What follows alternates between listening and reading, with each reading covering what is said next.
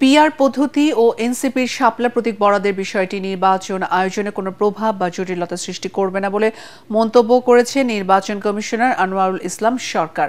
তিনি বলেন, আইনের বাইরে গিয়ে নির্বাচন কমিশন কোনো ধরনের কাজ করবে না।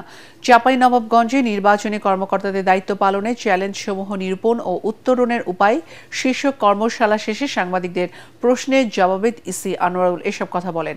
তিনি বলেন, অতীতে নির্বাচনে যে কর্মকর্তাদের বিরুদ্ধে অবৈধ কর্মকাণ্ডে জড়িত থাকার অভিযোগ রয়েছে তাদের ত্রয়োদশ সংসদ নির্বাচনে দায়িত্ব দেওয়া হবে না। এগুলো নির্বাচনের ক্ষেত্রে কোনো সমস্যার সৃষ্টি করবে না।